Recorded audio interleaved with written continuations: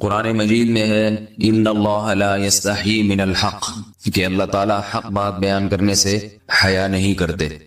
حدیث میں بھی بعض ایسے مسائل کو اللہ کے رسول نے بیان کیا ہے صلی اللہ علیہ وسلم نے جو بظاہر حیا کے خلاف ہیں، مگر اس لیے بیان کیا کہ اگر آپ صلی اللہ علیہ وسلم بیان نہ کرتے تو لوگ ان بے شرمی کے کاموں میں مبتلا ہو جاتے۔ اسی وجہ سے میں بھی ہمت کر رہا ہوں کہ ایک اور ایسا گناہ جس میں لوگ مبتلا ہیں اور وہ ہے حیا کے خلاف، مگر ہے بہرحال شریعت کا مسئلہ اور لوگ اس میں گناہ میں مبتلا بھی ہیں، اس لیے بتانا ضروری ہے۔ وہ یہ ہے کہ لوگ شادی کے بعد بھی آج کی نوجوان نسل زوجہ سے، بیوی سے غیر فطری طریقے سے ہم بستری کرتے ہیں۔ انٹرنیٹ پہ بےہودہ فلمیں دیکھتے ہیں تو جو چیز انگریزوں کی دیکھ رہے ہیں کہ ان کے کلچر آہستہ آہستہ میڈیا کے ذریعے ہمارے معاشرے میں بھی آ رہا ہے۔ اللہ کے رسول صلی اللہ علیہ وسلم نے لعنت فرمائی ہے، ایک روایت میں ہے کہ اللہ اس کی طرف دیکھے گا نہیں کہ جو اپنی زوجہ سے پچھلے راستے سے ہم بستری کرے گا۔ یہ بیماری بھی، یہ گندگی بھی لوگوں میں پھیلتی جا رہی ہے، خاص طور پہ جن کو لڑکوں سے بدفعلی کی عادت پڑ جائے تو وہ زوجہ سے فطری راستے سے ہم بستری نہیں کرتے۔ اللہ نے فرمایا کہ نساؤکم حرث لکم، یہ تمہاری زوجات ہیں، بیویاں ہیں، یہ نسل بڑھانے کے لیے ہیں۔ تو اسی راستے میں انسان اپنی خواہش کو پوری کر سکتا ہے جس راستے سے نسل بڑھتی ہے، اس کے علاوہ کسی اور راستے سے اپنی خواہش کو پورا کرنا یہ حرام ہے، گناہ کبیرہ ہے، گندگی ہے۔ ہمارے پاس کیسز آتے ہیں، ایک پاک دامن لڑکی کی شادی ہوتی ہے، لڑکا بھی بظاہر بڑا نیک، لیکن کیا ہے، لڑکا چونکہ ٹھرکی ہوتا ہے، شہوت کا درندہ ہوتا ہے، تو وہ یہ نہیں دیکھتا کہ میں اپنی بری خواہش مٹانے کے لیے میں اپنی زوجہ کو غیر فطری طریقے پر مجبور کیسے کر سکتا ہوں، تو مجبور کرتا ہے پھر اپنی بیوی۔ اس میں جو عورتیں زیادہ پاک دامن نہیں ہو، نیک نہ ہو، یا ان کو یہ ڈر ہو کہ طلاق ہو گئی تو ہم کہاں جائیں گے، وہ پھر اپنے شوہر کے ساتھ اسی غیر فطری طریقے پر آمادہ ہو جاتی ہیں، اور اس کا عذاب اور اس کا وبال یہ ہوتا ہے کہ کچھ دنوں میں ان کو بھی اسی کی لت پڑ جاتی ہے۔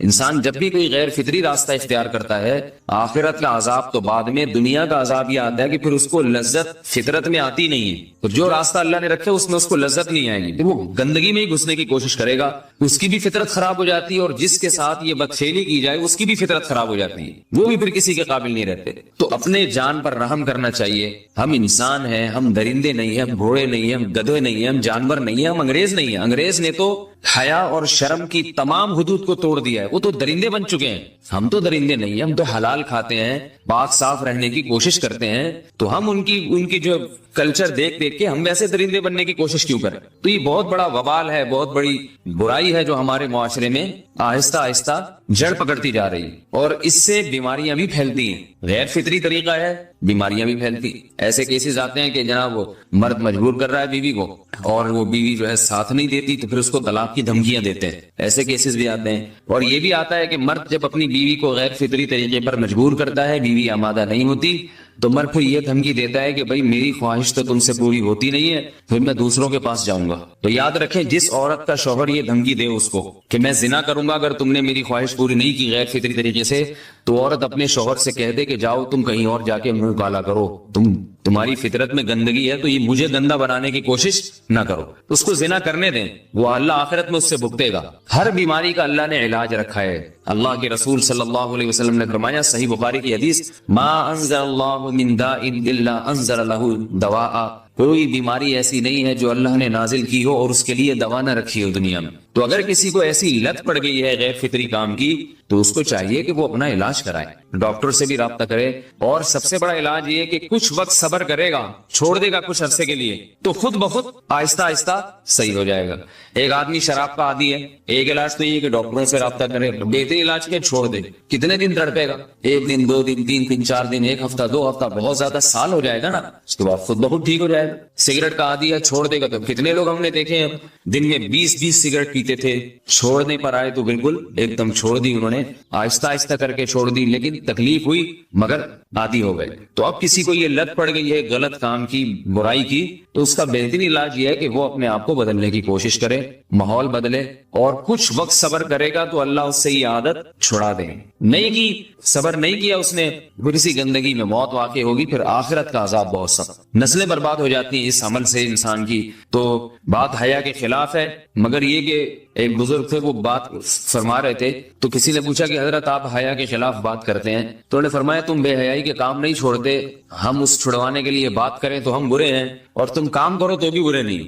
برائی کا کام کرنے میں برا نہیں بنتا, اور برائی کے خلاف بولنے والا برا بن جاتا ہے کہ دیکھو یہ کیسی باتیں کر رہے ہیں. تو وہی باتیں ہیں اس لیے ہیں کہ یہ معاشرے میں یہ برائی پھیلتی چلی جائے گی, اور یہ ہماری اپنا کلچر نہیں ہے, یہ امپورٹ ہو رہا ہے باہر سے, یہ امپورٹ ہو رہا ہے, یہ وہاں میڈیا کے ذریعے آ رہا ہے. تو وہ چیزیں دیکھا نہ کریں اور ان لوگوں سے دور رہا کریں. ہمیں تو دین کا داعی ہو کے ان کو ہدایت پر لانا تھا, بجائے ہم ہدایت پہ چل کے دوسروں کو چلانے والے بن کے ان کے راستے پہ ہم نے چلنا شروع کر دیا. اللہ تعالیٰ ہمیں اب دیکھیں ان کے ہاں ایڈس کا مرض پھیل گیا ہے. آپ بتائیے یہ ایڈس کا مرض ہمارا ہے کیا؟ یہ بیماری ہماری ہے یا ان کی ہے؟ ہمارے یہاں بیماریاں ہیں, کھانسی ہے, نزلہ ہے, ٹھیک ہے نا, بلڈ پریشر ہے, شوگر ہے, یہ بیماریاں ہماری ہیں. کوئی اللہ کا شکر ہے گندی بیماری ہمارے یہاں نہیں ہے. جتنی گندگیاں ہیں وہاں سے آ رہی ہیں. ایڈس کا مرض وہاں سے امپورٹ ہوا ہے. وہ ایڈس کا مرض اسی بدفعلی کی وجہ سے پیدا ہوتا ہے, اسی سے جراثیم پیدا ہوتے ہیں, اور اتنا خطرناک مرض کے ایسے متعدی ایسے پھیلتا ہے. افغانستان میں ایڈس کا ریشو 0 تھا, 0. وہ جانتے نہیں تھے کہ ایڈس کا مرض ہوتا کیا ہے. جب سے امریکن آرمی, برطانیہ آرمی افغانستان میں آئی ہے, فوجی آئے ہیں, افغانوں میں ایڈس کا مرض پھیل گیا ہے. انہوں نے وہاں بدفعلیاں شروع کر دی ہیں.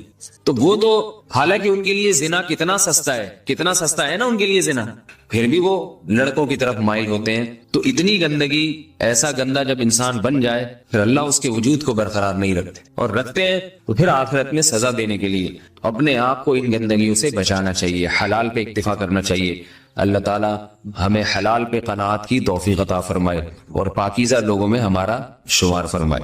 اگر شادی شدہ عورت 40 دن میں بھی ایک دفعہ, اچھا بھائی دیکھو یہ حیا کے خلاف مسائل جو ہے نا یہ اس چینل پہ نہ پوچھا کرو.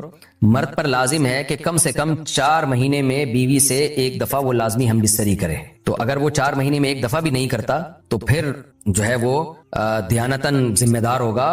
اس بات کا خطرہ ہے کہ وہ گناہ گار ہو, کیونکہ حضرت عمر رضی اللہ تعالیٰ عنہ نے قانون بنایا تھا کہ 4 مہینے سے زیادہ کوئی بیوی سے دور نہ رہے. تو کم سے کم اتنا ہے لازمی. تو اس سے زیادہ بھی اگر کوئی مرد بیوی کے قریب نہیں آ رہا تو پھر وہ ظالم کہلائے گا شریعت کی نظر.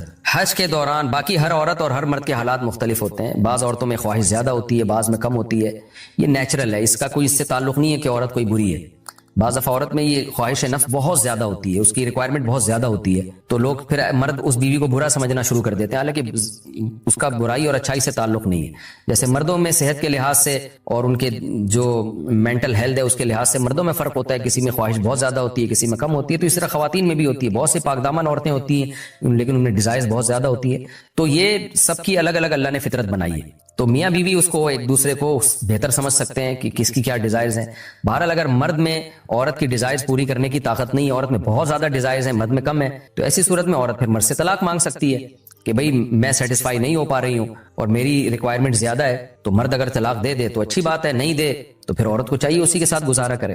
ہاں اگر 4 مہینے تک بھی مرد بیوی کے پاس نہیں آتا ہے تو پھر مرد پر لازم ہے کہ عورت کے مطالبے پر اس کو وہ چھوڑ دے, کیونکہ پھر تو جوان عورت کو بہرحال گناہ کا خطرہ ہے. جسمانی تعلق نہ رہنے سے نکاح پر اثر. لاہور سے کسی نے پوچھا اگر میاں بیوی کا آپس میں کوئی جسمانی تعلق نہ ہو تو کیا نکاح پہ کوئی فرق پڑے گا؟ نہیں, اس سے کوئی فرق نہیں پڑتا. جب تک شوہر طلاق نہیں دے گا نکاح ختم نہیں ہوگا. یا اگر شوہر جان بوجھ کر بیوی کا حق ہی ادا نہیں کرتا اور 4 مہینے سے زیادہ اس سے ریلیشن قائم نہیں کرتا اور بیوی بھی جوان ہے, اس کو گناہ کا خطرہ ہے, تو پھر وہ عدالت میں کیس کر سکتی ہے اور پھر اس کا ایک پروسیس ہے, کس طرح سے نکاح ختم ہوگا تو اس پروسیس کو فالو کر سکتی ہے وہ. تو خلاصہ یہ ہے کہ شوہر گناہگار تو ہوگا کہ اس میں طاقت بھی ہے اور بیوی بھی جوان ہے, تو وہ کیوں اس کا حق ادا نہیں کر رہا, لیکن نکاح خود بخود ختم نہیں ہو جاتا. بیوی بچوں سے کتنا عرصہ دور رہ سکتے ہیں؟ بندہ کام کی وجہ سے 2 سال ملک سے باہر رہتا ہے, کوشش کے باوجود چھٹی نہیں ملتی. کیا اتنی دیر بیوی بچوں سے دور رہنا جائز ہے؟ نامعلوم.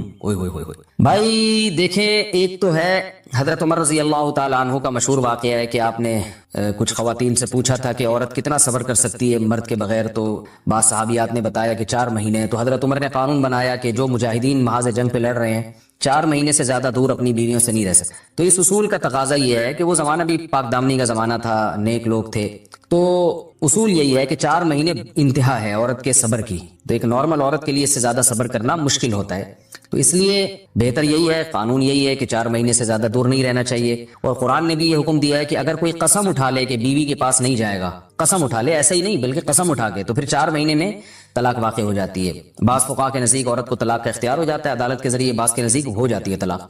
تو اس سے بھی پتہ چلتا ہے, قرآن سے بھی اشارہ ملتا ہے کہ 4 مہینے جو ہے یہ ایک انتہائی مدت ہے ایک نارمل عورت کے لیے. تو اس زمانے میں تو اس کی اہمیت اور زیادہ بڑھ گئی ہے. وجہ اس کی ہے کہ بے حیائی, موبائل, انٹرنیٹ پر بیہودہ چیزیں, یہ سب چیزیں انسان کی شہوت کو بڑھاتی ہیں, مرد کی بھی اور عورت کی بھی.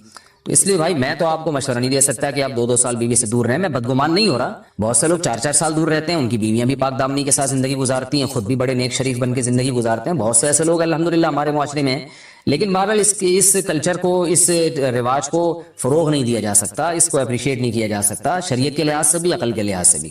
2 سال تک مرد کے لیے صبر کرنا کتنا مشکل کام ہے. وہ کھا بھی رہا ہے انڈے پراٹھے, اور جناب کھانا پینا اسی سٹائل میں چل رہا ہے, یا تو روزے رکھ کے اپنے آپ کو آدھا کر دیا اس نے. تو سوال عورت کے ساتھ مرد کا بھی تو ہے نا. مرد نے تو قوت